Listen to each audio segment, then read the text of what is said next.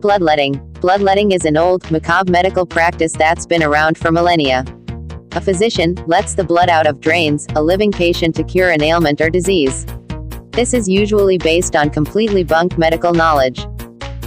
Plastic surgery. In the West these days, plastic surgery is an afternoon off and a minor investment. It's so common that we almost consider it a rite of passage, even among teens and preteens. A little bit of anesthetic and some painkillers and you can look how you've always wanted. Trepanation. Trepanation is one of the oldest medical treatments of all time. It is the first known surgery and would make a 20th century lobotomist blush.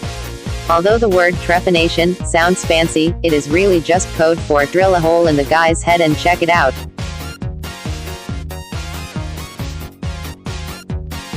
Silphium birth control. When they weren't drilling holes in people's heads and conquering the entire Mediterranean, Greeks had other medical issues to deal with. Of course, one of the most universal was finding or inventing contraceptives to prevent pregnancy. The ancient Greeks used a plant called silphium, which was a bit of a cure-all at the time.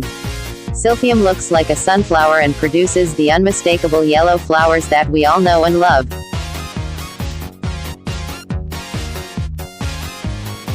Female circumcision. Tragically, this procedure is still around today even though the United Nations has called for zero tolerance of modern female genital mutilation.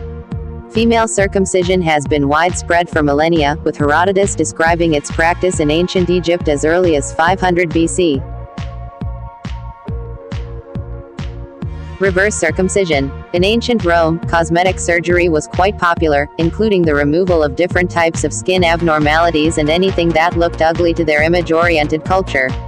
Much of our knowledge comes from Aulus Cornelius Celsus. Although he wrote extensively, only his medical works survive.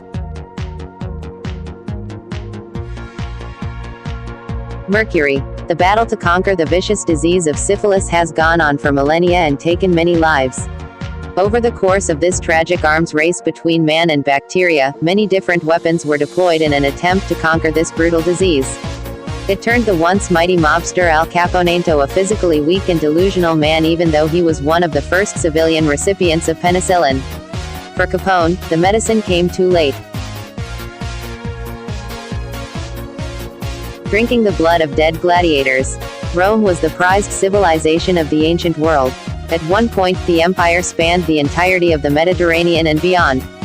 Rome had the most cutting-edge technologies of the day as well as an unstoppable army that made the world tremble.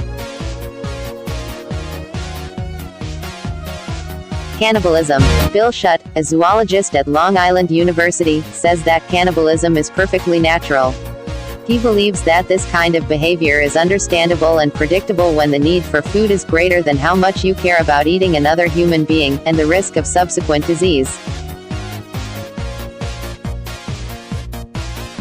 Tobacco smoke enemas. The tobacco smoke enema used to be a wildly popular medical treatment to cure a variety of ailments in the 17th and 18th centuries. They had many kits and devices specifically designed for this practice so that doctors could safely blow tobacco smoke into the anus of a patient.